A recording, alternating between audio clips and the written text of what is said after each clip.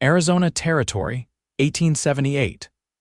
The sun was already high and brutal by the time Odessa McCrae rode into Dry Creek, his shirt stuck to his back and dust caked in the folds of his coat. He had not eaten in 2 days, had not slept much longer than that, and the last coin he had owned was now sitting in the pocket of a saloon-keeper who had not even offered him water in return. His horse, a sway-backed sorrel with one good eye, finally gave up just outside of town, knees folding beneath her like a busted fence. Odessa patted her neck and whispered a soft apology, then slung his saddlebag over one shoulder and walked the rest of the way in. He had nothing. Not even a plan. Just dust in his pockets and a heart that still beat steady in his chest, though it had been tested more times than he cared to count. Down along the edge of town, past the mercantile and the abandoned church, a woman was arguing with a man in a worn deputy's badge. Odessa paused beside the water trough.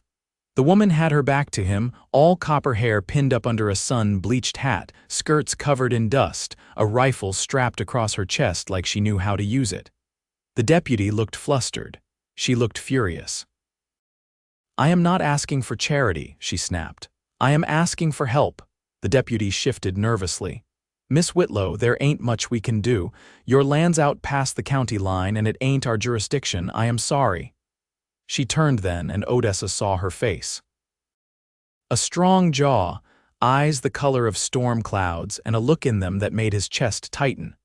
Not from beauty, though she was that too, but from the quiet fire behind her stare. Like she had been carrying too much for too long and still refused to set it down. She spotted him watching. "You," she said, striding toward him, "you look able-bodied. Can you shoot?" Odessa straightened. "I can. Can you ride?" "Yes, ma'am." "Then you are coming with me," he blinked. "I am. I need help," she said, voice low now. "My ranch is under siege, not from bandits. From men who think they can take what they want because I am a woman alone out there. I have 2 children, my niece and nephew. Their parents died last winter. It is just me now. They came last night and tried to scare us off. Next time they will not just scare. The law here is too afraid to help, and I do not have time to wait." Odessa looked down at his boots, cracked and ruined, then up at her again. "I have no money, nothing but this saddlebag and the dust in my pockets." She stepped closer. "I do not need your money. I need your heart in the right place." He met her eyes. "That I have," she nodded once. "Good, my name is Aurelia Whitlow." "Odessa McCrae." Aurelia turned to untie her horse from the post, then looked back. "You coming, Odessa?" He hitched the saddlebag higher on his shoulder and followed. "Yes, ma'am, I am." They rode hard for 2 hours, cutting across dry washes and low hills until the land opened up into a wide basin rimmed with red rock.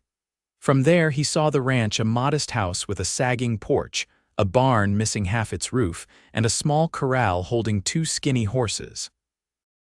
Chickens scattered as they approached. 2 children burst from the house as they rode in. A girl, maybe 10, with dark braids and a determined mouth, and a younger boy who clung to her hand. "Pippa, take Paul inside," Aurelia called as she dismounted. "This is Odessa. He is here to help." Pippa narrowed her eyes at Odessa. "Is he a gunslinger?" "No," Odessa said, swinging down. "Just a cowboy." "Do you know how to shoot?" "Well enough." She nodded like that settled it and tugged Paul back toward the house. Aurelia walked beside Odessa toward the barn. "They are good kids. They have been through a lot," he nodded. "You too, I reckon," she exhaled, long and tired. "I do not sleep much anymore." Odessa looked around the land, the signs of struggle, burnt fencing, boot prints in the dirt, a shattered window patched with burlap. "You should not have to do this alone." "I am not," she said quietly. "Not anymore." That night, Odessa sat on the porch with his rifle across his knees while Aurelia tucked the children into bed. The stars were sharp above, the air dry and still. He heard her footsteps and shifted to make room. She sat beside him, her shoulder brushing his. "Thank you," she said. "For what?" "For coming with me, for not asking questions." "I did not need to," he said. "I saw it in your face." She smiled, tired and small. "You are not like most men." "No," he said. "Most men leave when there is nothing in it for them." She looked at him. "And what did you find in this, Odessa?" He turned to meet her eyes. "Something worth staying for." Her breath caught just a little and she looked away. But her hand brushed his on the porch rail and she did not pull it back. Inside, the children slept. Outside, the night deepened and the air grew colder. But something warm settled between them, quiet and steady. A promise not spoken but understood. And for the first time in a long while, Odessa felt like he had more than just dust in his pockets. By morning, a fine film of grit had settled across the porch boards and windowsills. Odessa rose early, not yet used to the quiet of a house where no one was hollering orders or cursing over cards. He washed at the pump with water so cold it made his teeth ache, and then wandered into the yard, boots soft in the dirt that had hardened in the night air. He found the girl, Pippa, behind the barn, hammering a crooked nail into a makeshift pen. Her sleeves were rolled to the elbow and her lip curled in frustration with each strike. "That nail's got more bends in it than the Gila," Odessa said. She paused, glancing up with a guarded eye. "It's the only one I got left." He crouched beside her, reached for the hammer without being asked. "Let me see if I can coax it straight." She hesitated, then handed it over. "Auntie said you were a drifter. I've been called worse." "Why'd you come here?" He set the nail between two rocks, tapped it gently with the flat side until it was nearly usable again. "Sometimes you end up in a place because every other road went wrong." She studied him like she might see through his skin. "You gonna leave when the trouble's gone?" He looked up at her. "Are you always this direct?" Her chin lifted. "Grown folks lie." "I like to know things plain." Odessa offered the hammer back. "Fair enough, I'll stay as long as I'm wanted." She took it, nodded once, and returned to her work without another word. Inside, Aurelia was boiling coffee grounds on the stove, sleeves damp from hauling water. Her hair was loose at the nape, a curl stuck to her cheek. She didn't look up as he stepped through the door. "I saw smoke near the northern ridge this morning. Could be a campfire. Could be travelers," Odessa said. She turned then, her eyes sharp. "Not many travelers set up camp on someone else's land." He set his hat on the table. "What do you want me to do?" "I want to take a look, but I won't leave the children alone." "I can go." She shook her head. "If they're the same men, you shouldn't go alone. They've got numbers and no conscience." He studied her face, the quiet calculation behind her words. "Who stays with the kids?" "I'll ask Mrs. Greeley. She's 2 miles west. If I leave now, I can be back before noon." Odessa nodded. "I'll check the rifles." By the time Aurelia returned, the sun had climbed high enough to bleach the hillsides pale. She rode up without hurry, but her jaw was tight. Odessa met her at the gate, already saddled. "She'll come by shortly," Aurelia said. "She's not fond of me, but she won't let the children go alone." He mounted beside her. "What's between the two of you?" "She knew my brother. Thought I should have married someone before taking in his children. Said it wasn't proper." Odessa didn't answer. He didn't need to. She was already swinging her horse around and heading west.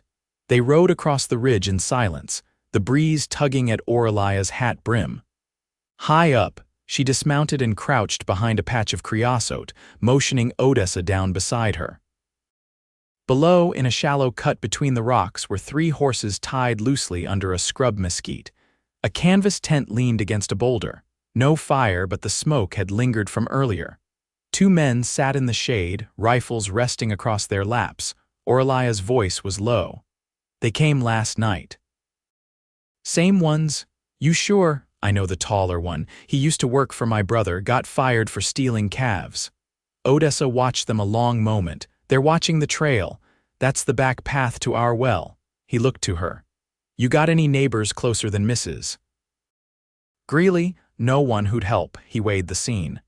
"We wait until night. If they're still there, we move them off." She turned to him. "You don't have to do this." "I know." She held his gaze. "You're not like most men I've known. Guess you're not like most women." Aurelia broke eye contact first, looking down into the basin again. "I used to think I could run a place like this on my own, that it was enough to work hard, keep my head down." "What changed?" She drew a breath. "The world doesn't care how hard you try, it just keeps pressing." Odessa was quiet a while. Then, well, I've been pressed too, might be time to press back. They waited until dusk. The men below built a fire, careless with kindling. Odessa circled around the edge of the basin while Aurelia kept watch from above. When he returned, his boots were scuffed and his shirt torn at the shoulder. They've got whiskey, not much food, horses are tied loose and one's lame. They staying tonight? Looks like it. Aurelia stood. Then we'll go home and come back with more than just the two of us. He straightened beside her. Who else would help? She looked toward the horizon. There's a man named Walker, used to ride with my brother during the war. Keeps to himself now, but he owes me a favor. Odessa didn't ask for details. Instead, he offered his hand to help her mount. She took it without hesitation. They rode back in the hush of twilight, the land cooling beneath them. Odessa glanced over once, saw her face turn toward the coming night, something steady in her expression. He didn't speak. He didn't need to. She knew he would stay. By mid-morning the next day. Aurelia and Odessa rode out again, drawn quiet and taught by purpose. Pippa and Paul had been left in the care of Mrs. Greeley, who had arrived with a stiff mouth and a look that said she didn't approve but wouldn't argue. The woman had barely spoken to Odessa, though she'd watched him like a hawk watches a rabbit. They turned north past the dry creek and followed the shallow draw until the ground rose into broken stone country. The horses picked their way along the slope, hooves striking loose shale. Odessa noticed how Aurelia kept her rifle across her lap, thumb brushing the stock in a steady rhythm. She hadn't said much since dawn. How long's it been since you saw this, Walker? He asked, keeping his voice low with the heat already pressing down. 2 winters, she answered. He doesn't take kindly to visitors.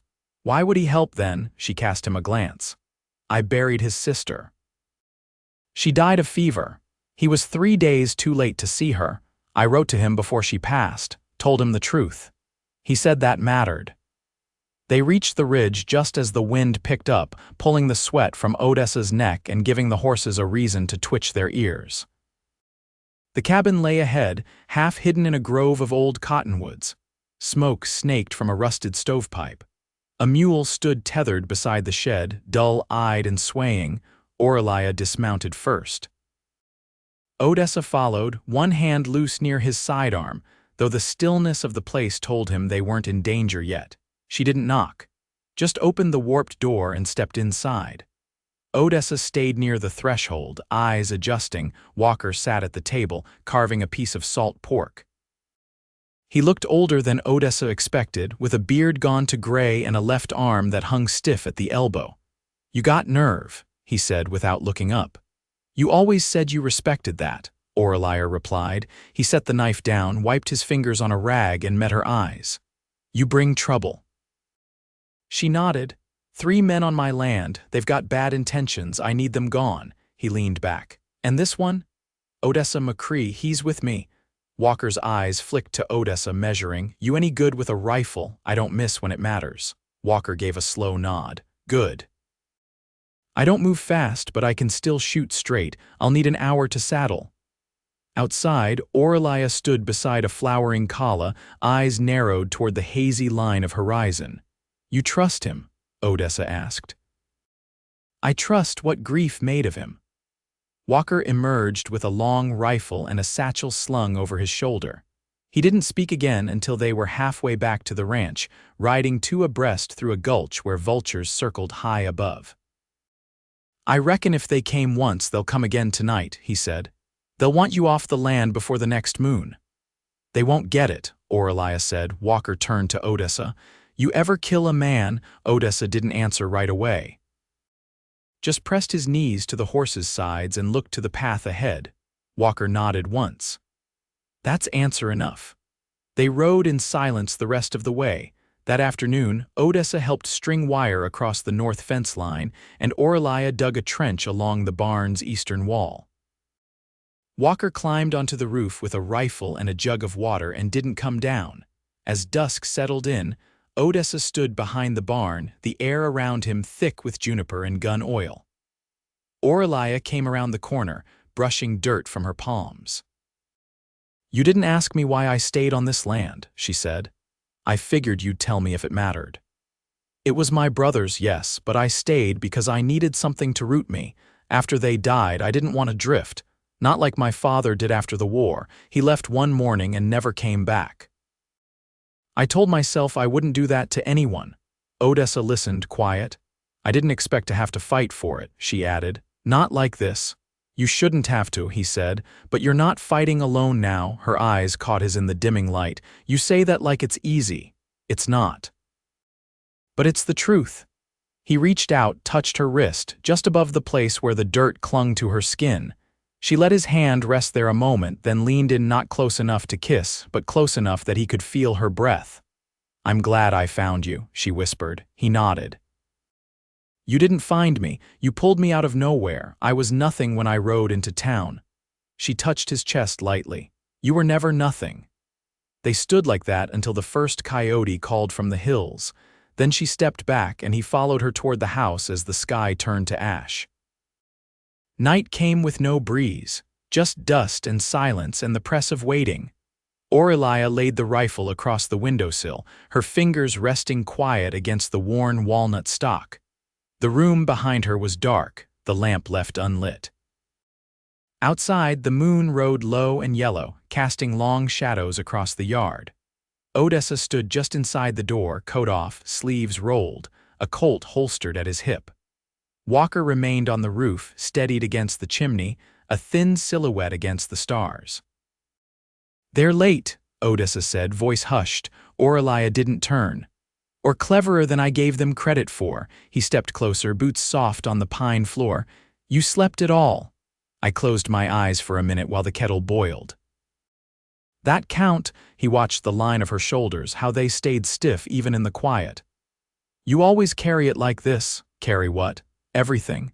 She exhaled, finally easing her hands from the rifle. There wasn't anyone else left to do it. Maybe that's changed. Her gaze flicked to him, something unreadable in the dim light. You speak like a man who's already decided. I have. She looked away, back toward the yard. You don't know what happens after. I don't need to. Just need to be here when it does. A horse snorted out beyond the fence, low and restless. Odessa moved beside her, eyes narrowing. They waited, breath held. Another shuffle in the brush, too heavy for a coyote.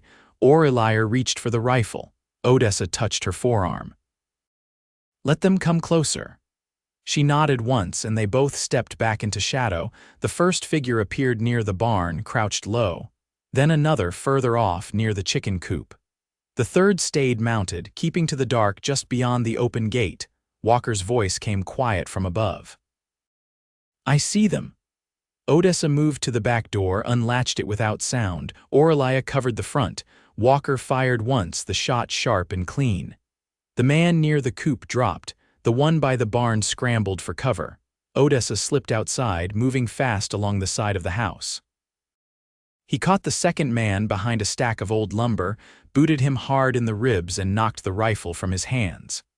The man swung wild, caught Odessa's jaw with a glancing blow. Odessa drove his shoulder forward, sent them both into the dirt. You don't belong here, Odessa growled. The man spat blood. Ain't your land either. Odessa tied his wrists tight with a strip of fence wire. The rider near the gate turned and fled. Walker didn't fire, just watched until the hoofbeats faded east into the hills. By the time Odessa dragged the bound man into the yard, Aurelia stood over the other, who was still breathing but groaning low. Her jaw was set, eyes cold. This one's name is Merritt, she said. The one who used to work here. Odessa dropped the second man beside him. Yours know how to talk, he will. Walker climbed down slow, favoring his bad arm. They'll come back if you let them go. We won't, Aurelia said. Later, after the men were locked in the root cellar and Walker had gone to rest in the barn loft, Odessa sat on the back step with a wet cloth pressed to his cheek. Aurelia came around the corner holding a tin cup. He took it without speaking, drank half, then leaned back against the wall. You always that steady under fire, she sat beside him. No. I just don't show it. I was afraid you'd try and do it all yourself. I almost did. He looked at her now, really looked, seeing the fine lines at her eyes, the dirt smudged along her temple, the small tremble in her fingers she hadn't bothered to hide tonight. "You don't have to anymore." She didn't answer right away, just reached for his hand, her touch feather light at first. "I know," she said. They sat like that until the stars began to fade and the horizon blushed faint pink. The silence between them had changed, no longer weighted with worry, but something gentler, the kind that didn't need filling. Aurelia stood first. "I'll wake Pippa and Paul soon. They'll want to know what happened." Odessa rose beside her. "What will you tell them?" "That we're safe." "That you stayed." He nodded and she turned toward the door, but before she stepped inside, she paused. "Odessa?" "Yeah, I'm glad you were the one passing through." He watched her disappear into the house, the door creaking gently shut behind her. And for the first time in years, he didn't feel like he had to move on. Morning brought a thin veil of mist over the lower pasture, clinging to the tall grass like breath. Odessa rose early again, this time not out of habit but because he wanted to. The house held a kind of ease now, less tension in the walls, fewer glances over shoulders. He heard Pippa's voice outside, coaxing the mule toward the trough, and the scrape of Paul's small boots across the porch boards. Things had shifted, not all at once, but enough. He stepped into the yard, still barefoot, shirt half-buttoned, the air cool on his skin. Aurelia was already at the garden row, kneeling beside the squash vines. She wore an old apron over her dress and there was dirt on her knuckles and under her nails. She was humming low, something without words. "You always sing to your vegetables?" he asked, crouching beside her, "only the stubborn ones." He picked a stone from the edge of the row and flicked it aside. "Well, they picked the right woman to win him over." She didn't look up. "You planning to stay through harvest?" "That depend on whether I'm still welcome." She sat back on her heels and wiped her hands on her apron. "You know better than to ask that," he nodded. "I do." They worked in companionable silence until Walker came around the barn with a coiled rope in one hand and a limp rabbit in the other. "I set a snare out by the old fence line," he said. "You'll want to check it regular." "Coyotes'll beat you to it otherwise." Aurelia stood and brushed off her skirt. "You heading out?" Walker nodded. "I've got folks down near Prescott who might need me. Heard word of a land survey coming through." Odessa reached for the rabbit. "You sure you don't want to stay a few more days?" Walker met his eyes. "I've seen what I needed to. You've got it in hand here." Aurelia stepped forward and laid her hand on Walker's good shoulder. "Thank you for everything." He tipped his hat. "You write if you need anything." "I still owe you more than I can repay." Before he left, he pulled Odessa aside near the corral. "You mean to build something here?" Odessa didn't hesitate. "I do." Walker gave a single nod. "Then don't waste time." Women like her don't wait forever. That afternoon, Odessa found Pippa tying scraps of cloth to the edge of the fence. "What's all this?" he asked. "They're for the apples," she said. "To keep the birds off. Auntie taught me."